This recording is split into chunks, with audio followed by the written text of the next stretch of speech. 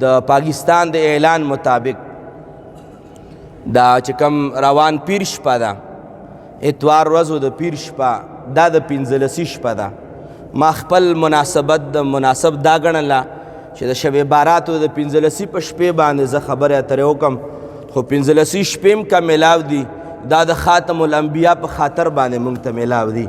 که مونږ ته لیلة القدر شپې میلاو دي، که مونږ ته قرآن میلاو دی، که حدیث میلاو دی، مونږ ته د خاتم الانبیا والرسل په قدمونو کې دا هر څه مونږ ته میلاو دي.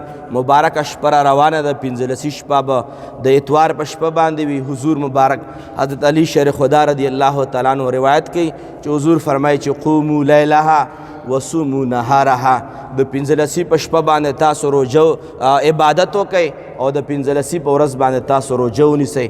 نو که څوک روژه نیسي یا څوک عبادت کوي په دغې مبارکه شپه باندې ضرور اهتمام د عبادت وکئ.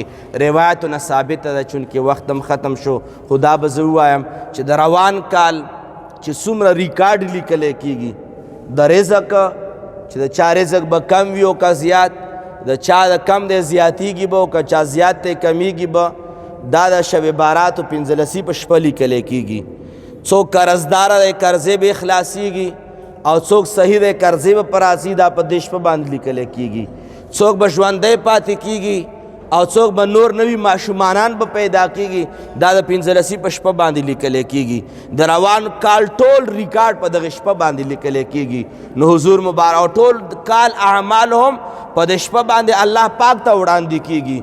او حضور مبارک به فرمایل چې دغه ورځ باندې زه ځکه روژه نیسم چې که چېرې د ما اعمال الله ته وړاندې کېږي نو د ما خوښه دا ده چې د ما اعمال الله پاک ته په داسې حال کې وړاندې شي چې ما په خوله باندې روژه نیولې وي.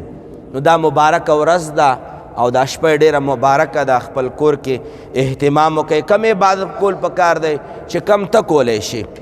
ضرور څه خاص عبادت په دې شپه باندې نشته چې کم ته کولی شي. تلاوت وي، ذکر وي، استغفار وي، خدای پاک نومونه وي، تلاوتونه وي، صورت اخلاص، چې کم عبادت تا ته آسان دی. خو د شپه باندې ډېرو خلکو ته توبه نصیب شوې ده، استغفار ډېر ویل پکې پکار دی، ځکه چې د تیر کال ریکارډ الله پاک ته خیږي او روان کال ریکارډ دی لیکلی کېږي. نو په داسې حال کې چې ریکارډ ولیکلی شي چې موږ په خوله باندې د خدای پاک یاد وي. الله کریم د موږ ستاسو جمله عبادات نصیب کړي او کم الله په توفیق باندې شوي دي الله پاک دې قبول مقبول و منظور فرمایي. واخر دعوانا ان الحمد لله رب العالمین.